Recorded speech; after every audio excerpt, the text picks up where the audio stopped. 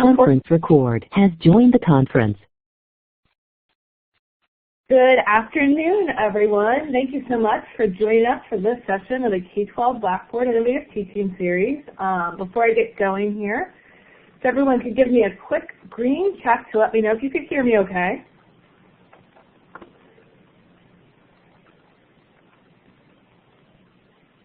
All right, we're starting to fill with green checks, so very good. We'll go ahead and get started.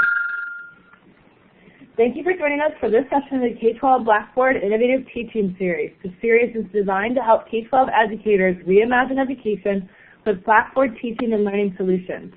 The K-12 Blackboard Innovative Teaching Series harnesses the power of our K-12 community of academic leaders, teachers, and other experts to provide relevant, real-time, on-demand, and ongoing professional development opportunities for K-12 educators. My name is Katie Gallagher, and I'm the Director of Solutions Marketing, Teaching and Learning for K-12, and I'll be serving as the moderator for the K-12 Blackboard Innovative Teaching Series. A big thank you to Jenny Breister, who's on the line from our field marketing team, and Melissa Mares, our K-12 product marketing intern, who will be joining us and helping host the session for the day. They'll be watching the chat. We'll be joining you this spring for the series, and we're always open to new ideas for topics, so let us know if you have an interest in presenting in the future or you have a topic that you would like to see.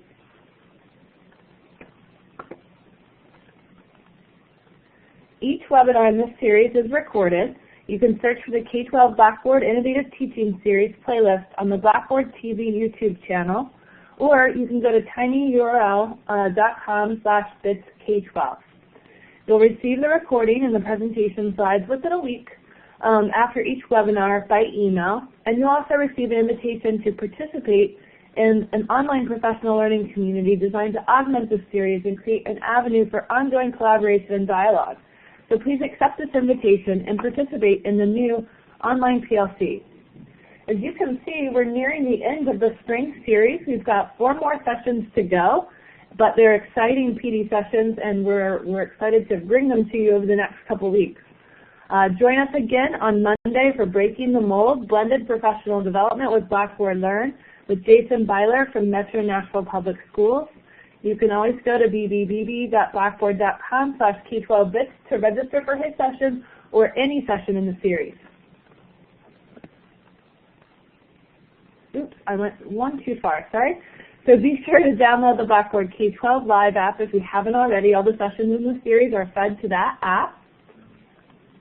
And if you don't have this on your calendar already, we'd love for you to join us in Washington, D.C. This summer for Blackboard World.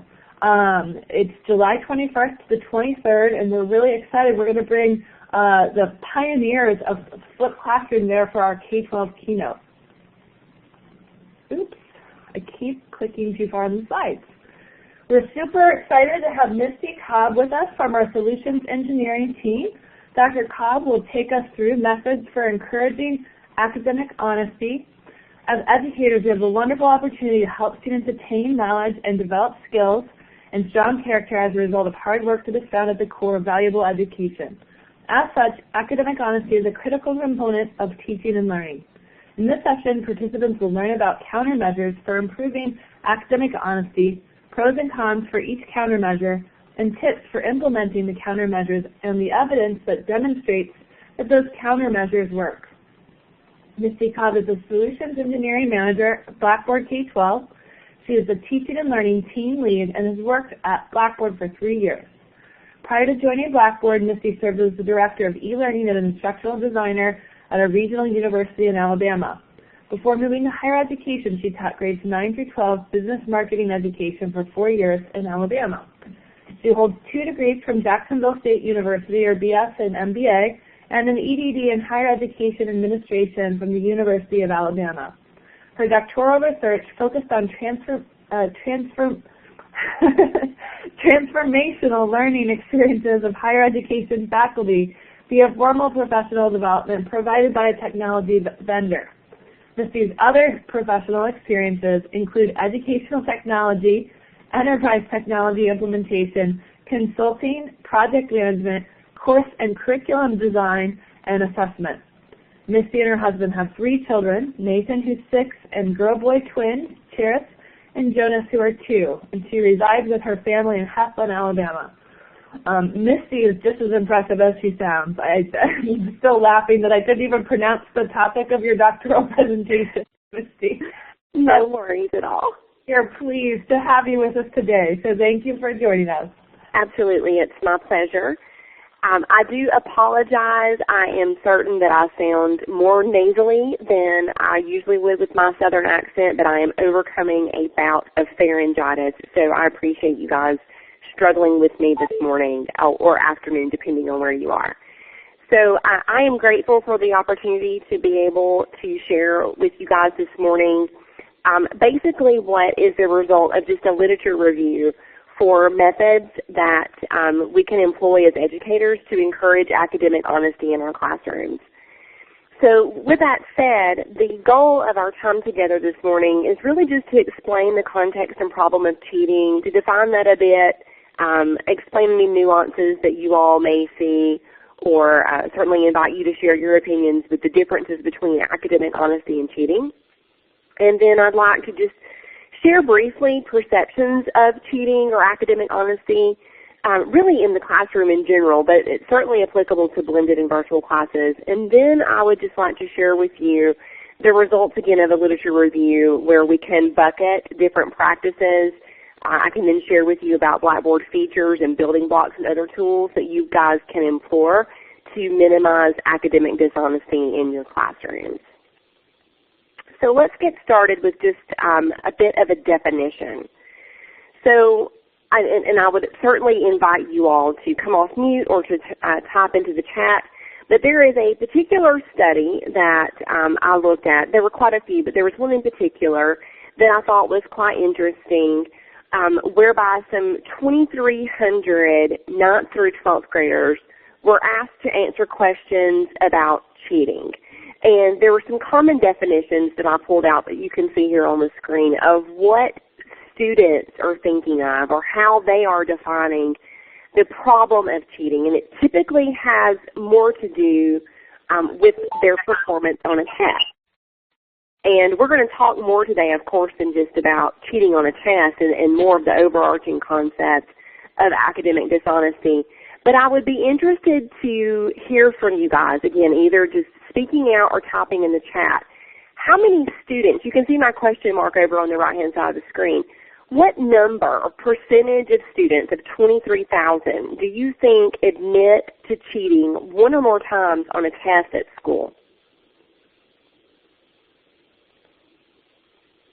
Something 75, 70, 45. I'll give a couple of more seconds just for people to weigh in.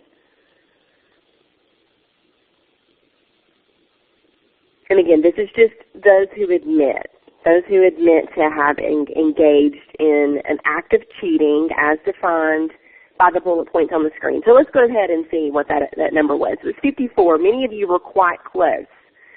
Now, this was a study that was conducted in 2012. These students in 9th through 12th grade ranged in their age from 13 to 19 or so. They were from public, private, and charter schools. And this is the Josephson Institute of Ethics study. And it asks specifically for students to respond to whether or not they had cheated on a test.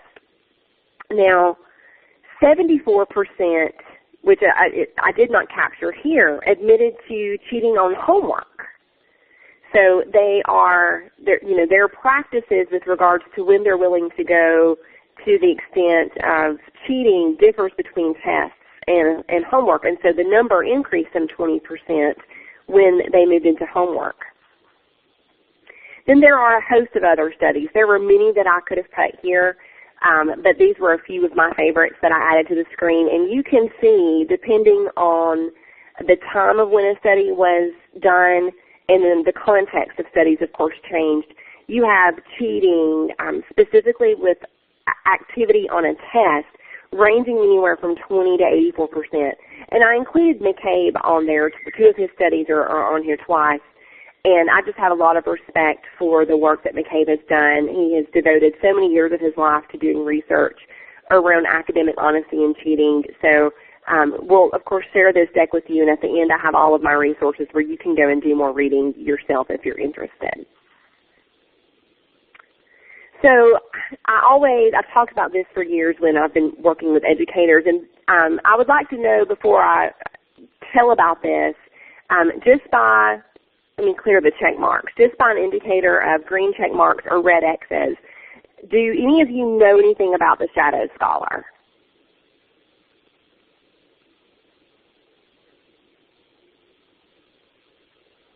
All right, so I've got one red X. Anybody else want to, well, several, I've got 5 red X's. So no, this will be new information for you. Great, this is awesome.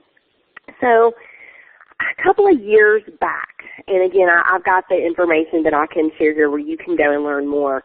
There was this man, at the time he went by the name of Ed Dante, and he claimed to have written around the time of 5,000 or so pages of scholarly literature.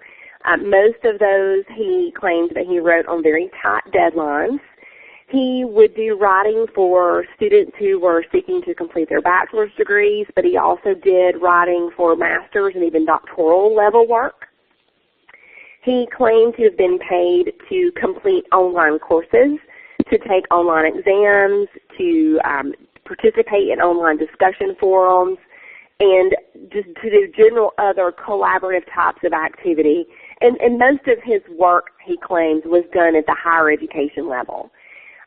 One thing that I found quite surprising was that he claimed that on average he made just over $60,000 a year, which is not bad money. He went to the Chronicle of Higher Education after engaging in this practice for quite some time, and he wanted to share with the Chronicle of Higher Ed his story because he felt like he needed to bring to light the reasons behind why students were cheating. Now, his words and the things that he shared were, it was very disconcerting, very concerning that someone would do this and to some extent defend those who were engaging in these acts of academic dishonesty, and in many ways it was a slap in the face to educators. But I would like to hear from you all. You know, he has since come out. You can see here in the beginning, here on the right-hand side of the page, there was this veil of secrecy in how he represented himself, and he had a pseudonym, and then he actually wrote a book. Not that I'm promoting that in any shape, form, or fashion, but he wrote a book that I know is available on Amazon, and this is the cover of it, where he tells his story, and he comes clean, if you will, about what he did, and then this is just a picture that I found of Dave Tomar. Now we know who he is.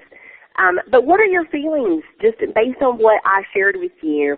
Does anybody have any comments? This story is not necessarily unique, but it did create quite a stir, especially in higher education a couple of years ago. But this thing goes on. There are people who are constantly paid, and this does go down into high school.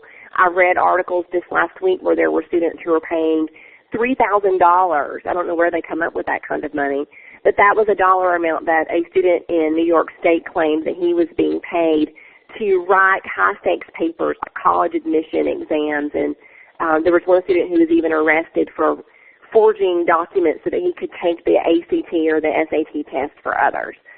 But what kind of feelings do you guys have when, as I'm sharing with you about these types of things? And again, feel free to come off mute and speak up if you like.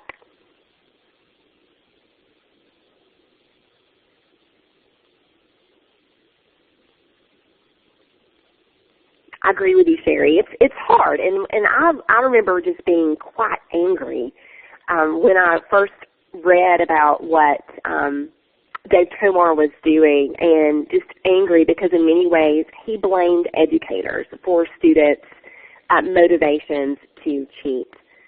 Anybody else? I don't want to force you to talk, but I do want to give you a chance to share if you desire to do so.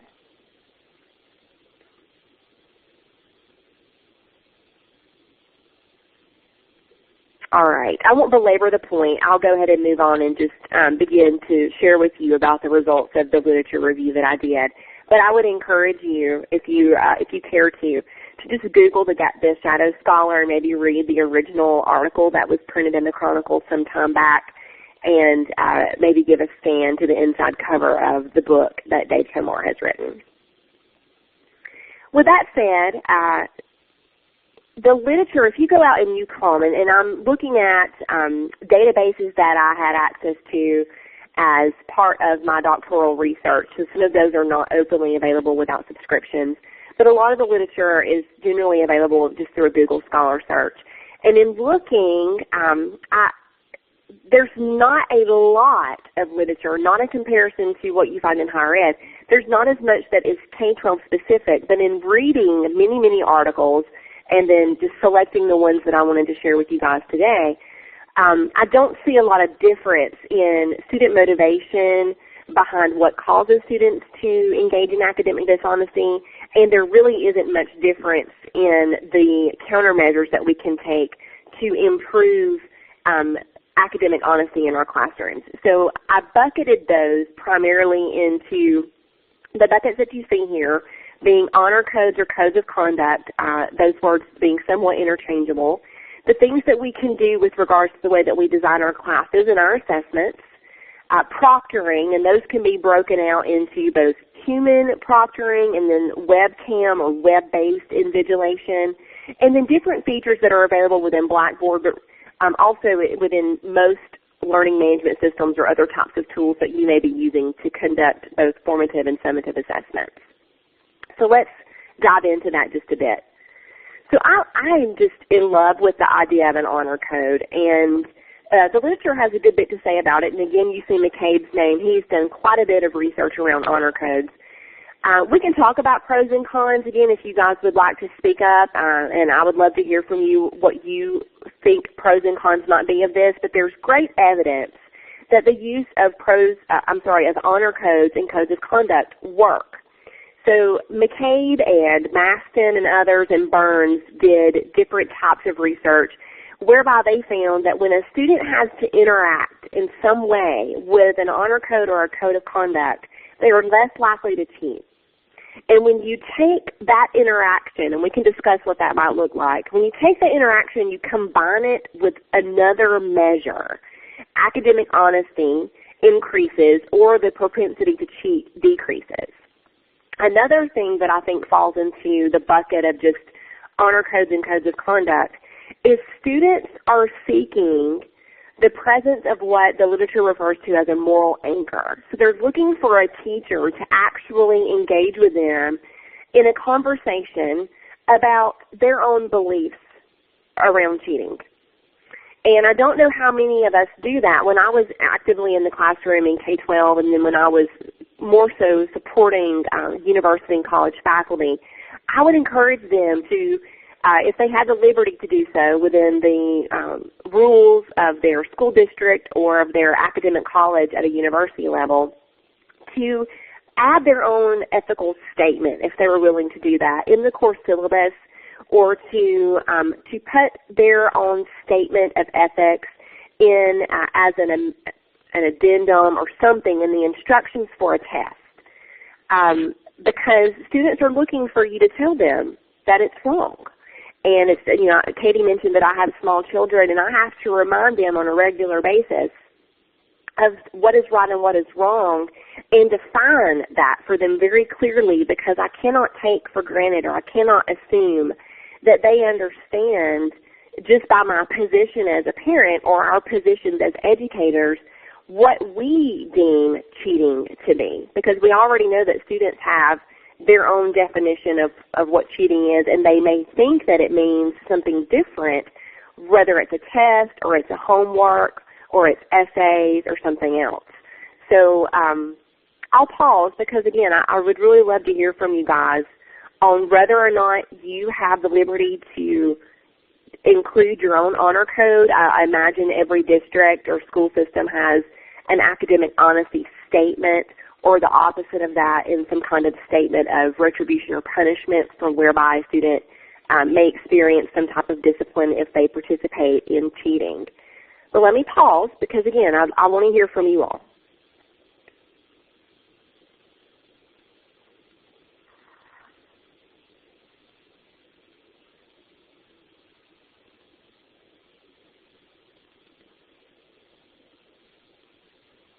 I see that Brett is typing. So as he's typing out something to share with us, just something that you could do, whether you're using Blackboard or not, is if, let's say, for example, you're giving a test in class.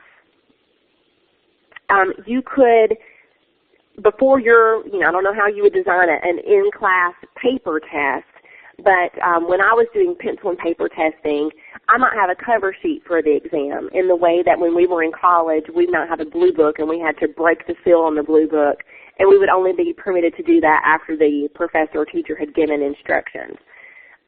You could have a sheet on the front that you staple, and you ask the students to tear that off, and they're just signing, if they will, and it would certainly be an option for them. They wouldn't be forced to sign it. But it would have a statement that they have to read, and then they would sign if they agree that they're going to put their own best effort forward and they will not engage in any type of academic dishonesty. And Brett was just saying he's surprised. When I first began reading this, I was a little bit surprised myself. I loved what McCabe had to say about this, and I'm sure he has even more recent research about the use of an honor code. But this is pretty simple and easy for us to do. And so the pros are it doesn't take a lot of work, whether it's a pen and paper test or if we have a test that we're doing inside of Blackboard. It's pretty easy to add a statement of honor and have your students click a button, the mark review button, for example, in Blackboard that says, yes, I understand the honor code and I'm not going to cheat on this test. And they click it and then the test opens. And so simple, easy ways. Any con might be that you would need, if there's a challenge, you would need to make sure that you have the support of your building administrator, of your department chair or whomever, to make sure that you're not in violation of anything within your district for asking your students to engage in an interaction of an honor code.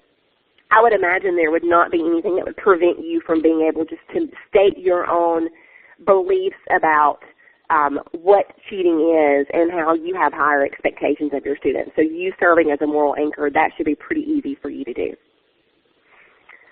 Let's move on and let's talk about class and assessment design. And in another session, perhaps sometime in the future, we could spend much more time really digging in to the things that you could do with regards to the way that you design your class and your assessment. But the literature was somewhat surprising in that many faculty in both higher ed and K-12 do not have in their syllabus any stated of expectations with regards to cheating. So taking your course syllabus and just adding in, again, your own statement in addition to any statement that the district or your school may have with regards to expectations of not cheating. That's pretty easy to do. And, I remember being in college, to the point of the second bullet here, where 44% of teachers have ignored suspected incidents of cheating. And I come from a family of educators, and one time sat down with my father-in-law, who is the the department chair of management and marketing in the College of Business, and just shared my heart with him about times that I am certain that even in my master's program, I know that there was cheating going on and the faculty turned their head to it. And I know the same thing goes on in the K-12 environment. And the reason is that oftentimes it's hard to fight because we put ourselves out there. We are, in many ways, we perceive that we're inviting problems on ourselves when we go to the mat to try to address a suspected incident of cheating.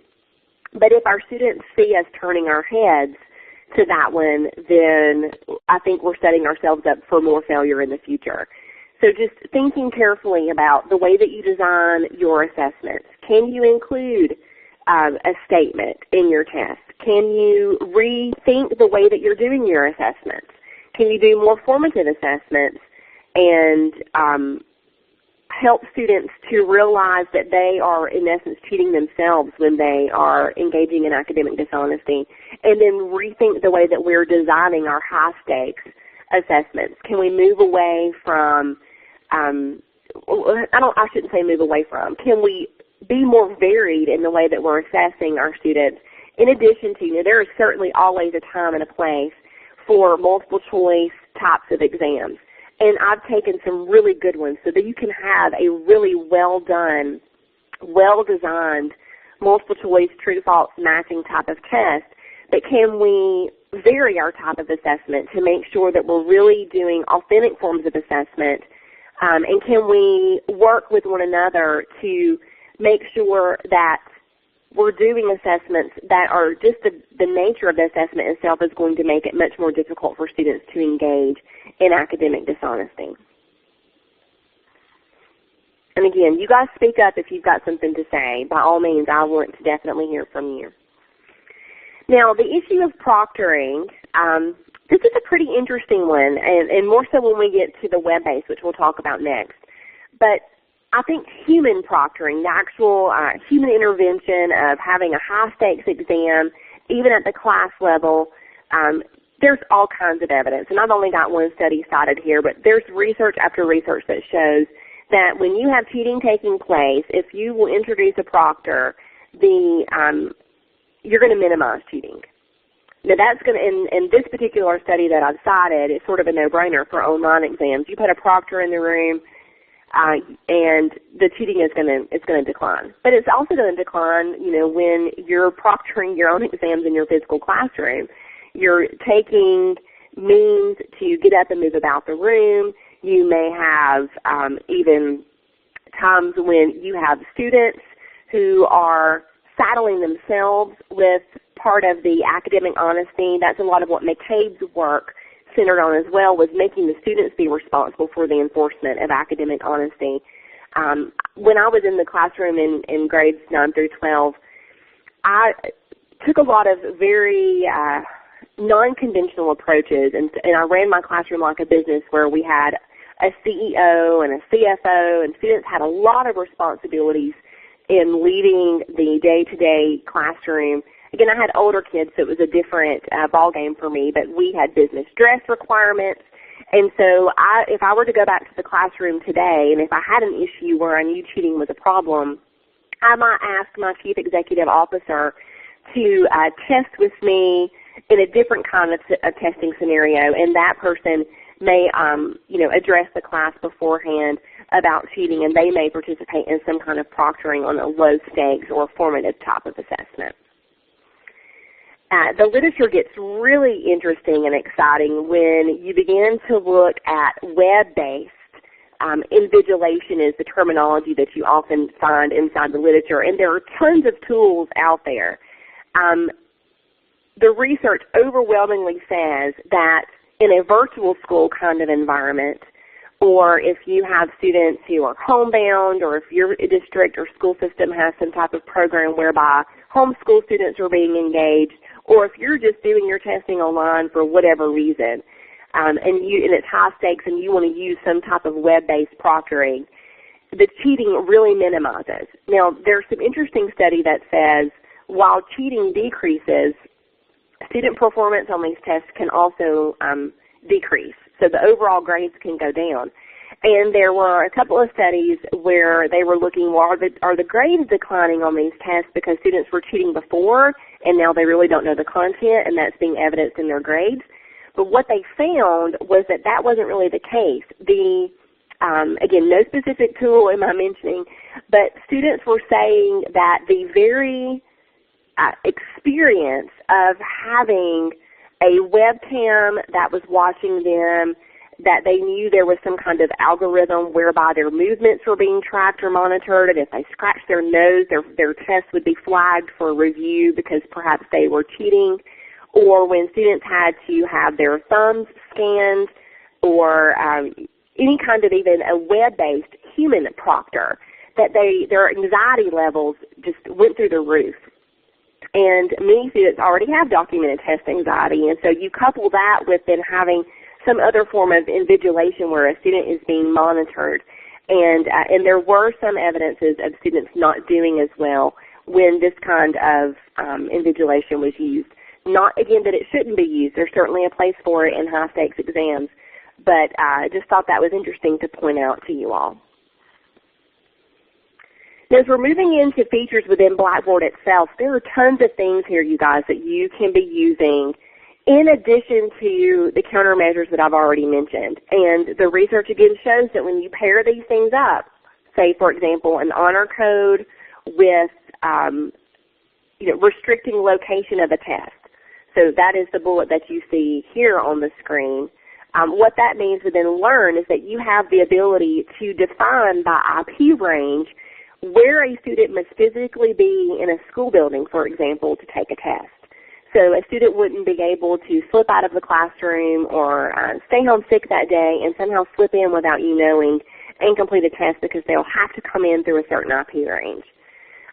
You also have the ability to control feedback rules. So if you have a lower stakes exam and you're wanting students to have maybe 1 or 2 tries on a test, you can control when and the degree to the level or the amount of feedback that you provide for students to keep them from communicating with each other, the content of the test. I love using question pools and random blocks. So this is something that you can really build up over time, and the item analysis inside of Blackboard helps you to validate your questions to make sure that you're giving good questions. And once you have done, a couple of semesters or years worth of giving, say, the same set of questions, you can begin to put those into pools and then randomize those to your students for ensuring fairness and making sure everyone is being tested at the same level. But then you create multiple versions of tests, if you will, and it keeps students from being able to, text their answers to each other because they're all going to have different versions of the test. Adaptively releasing not only course content, but also maybe just the test itself after you ask students to use the mark review button to say that they understand the academic honesty policy for your classroom, taking that and then pairing that up with adaptive release and then letting that test come out after they have marked their understanding or indicated their understanding. So you have lots and lots of options. And outside of testing, just even the plagiarism checking for having students submit their papers, essays, or other types of work through SafeAssign on an assignment, using the portfolio feature inside of assignments for modifying or expanding the way that you assess your students so that you're collecting multiple forms of artifacts or evidence of their mastery of whatever subject matter that you may be assessing your students on. Things that you may have less control of as a classroom teacher that you could always speak to someone in your system about is there are tons of partner solutions that you can use. So if you have some type of high-stakes exam where you need to make sure that you have good tools in place to ensure academic honesty, Blackboard has many partners who do an outstanding job of assisting us with identity verification, management, and overall test security. And these are just a few that I wanted to share with you this morning. As we come around third base and getting close to being done with just my initial presentation this morning, I would encourage you to think about your own academic dishonesty prevention plan. What things can you do? What control do you have in your own classroom to be able to take strides toward improving your students' approach to taking tests and completing their homework and putting their best effort forward? So I've got a couple of different buckets, again, of things here on the screen, but I'd like to challenge you to think through your assessment strategy. This is probably going to vary based on what you're assessing. There are times that formative assessment is appropriate, and students are going to be less likely to cheat on a formative assessment, although there may be times that you're formatively assessing them and they don't even know the difference. But think about, when do I need to do formative assessment, and what are the kinds of formative assessments I can use? There's a book that I have kept throughout the years that I absolutely love. It's called Classroom Assessment Techniques. The authors are Angelo and Cross, and it is basically full of various types of formative assessments that you can do, because realizing it takes a long time to grade stuff, you guys, and I used to really kill myself with giving fabulous types of assessments and really elaborate projects that I know were beneficial for my students. They were so hard for me to grade, and I did not look forward to different points in the school year where I knew I had to give these difficult assessments. But now, looking back, I wish I'd known then what I know now, ways that I could have broken those assessments up and perhaps used some of the different classroom assessment techniques that are presented in that book, where I could rethink my own assessment strategy and choose assessments more appropriately based on the importance of the results. And, include my students perhaps more in providing them with choice, especially, again, my kids were older, so I could employ some of those adult learning principles, but giving them some say in the way that they may be assessed, and then having a common rubric, if you will, for assessing their work to make sure, again, that I'm being fair and equitable in the grading of my students' contributions. You also have to think about your students and considerations around them. Who is your student? Everything that I've shared with you today is not going to be appropriate for your middle school classroom.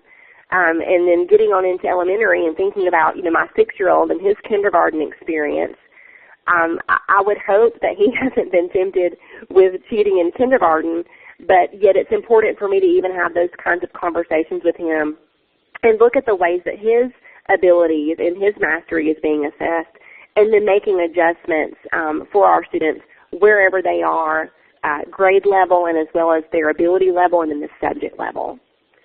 And some of the things that I've mentioned to you today, it varies in terms of your ability, what resources and the time that you have to be able to do these things.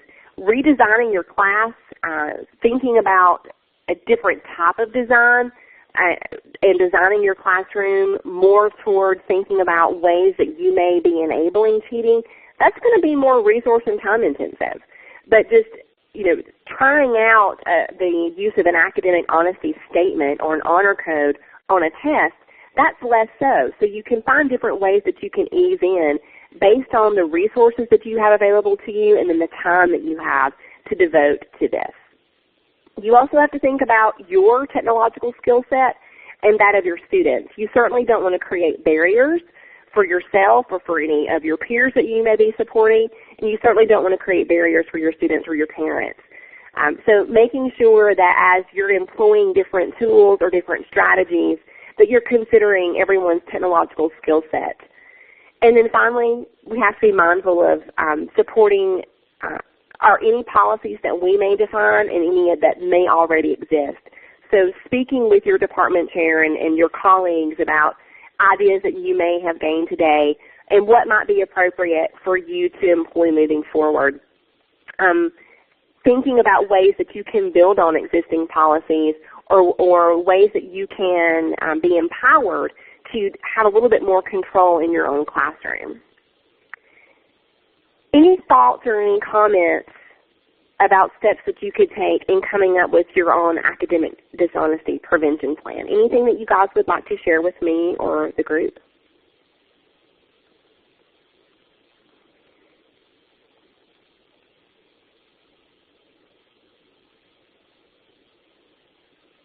All right. Well, in summary, we talked briefly about the context of the problem of cheating. Cheating being something that is oftentimes more thought of with something that's specific to an action on a test, but academic honesty being more of the overall encompassing umbrella of any kind of academic misconduct in the course of earning a grade or demonstrating mastery in a course. We talked about students' perceptions of cheating and maybe even the way that others may perceive cheating. Who is at fault? Is it the student? Is it the teacher? Those perceptions, whether or not they're true or false, is not something that I wish to argue, but being aware of the way that people perceive the problem of cheating in a class is important for us to think about.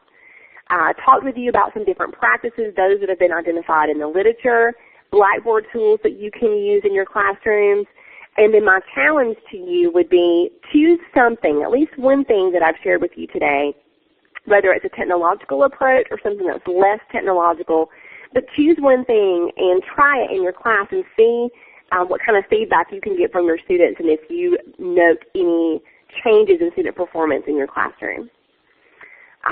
The next, I just have references. I'm not going to leave these up on the screen because I realize the text is small, but there were quite a few studies that I looked at, and these will be here in the slide deck for you to review if you'd like to do any additional reading on your own. With that said, it's certainly been my pleasure to share with you. I am happy to stay on the line to answer any questions or to continue any conversation that you guys might like to have. Cody, otherwise I'm going to turn it back over to you.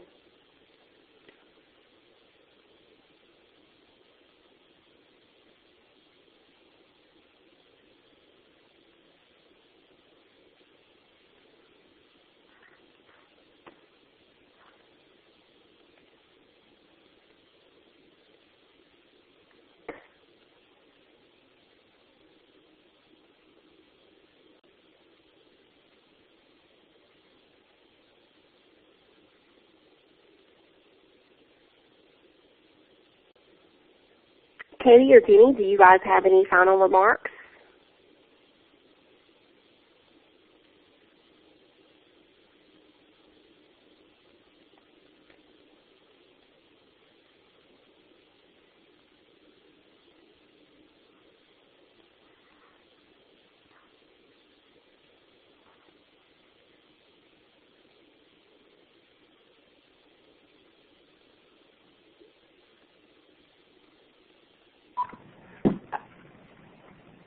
Misty? Yes, ma'am. Sorry about that. I didn't realize it came to the end there. I took a quick phone call, and did you just wrap up? I did. I don't know that anyone had any questions. We still do have a couple of people in the room with us, but there have been a couple who have left. But Okay. I'm so sorry. We're trying to make final confirmations with our keynote speaker for BB World. We're really excited about it, and took a quick call to try to wrap up some outstanding questions. So just really quickly before everyone exits, thank you so much, Misty. But just a reminder about the BB K-12 Live app. This session and the others will be there. Please consider joining us at BB World this summer. We're going to have a great program, and would love to have you all there. And again, don't hesitate to reach out if you have an idea for a session moving forward to present, or a topic that you'd like to see. But certainly don't want to close out too soon. Want to be sure that we answer all additional questions and comments that you might have. Just got a little surprise there by the thank you slide. I'm so sorry, Misty. no worries at all. Okay. So Brett, Marianne, any additional questions before we close out for the day?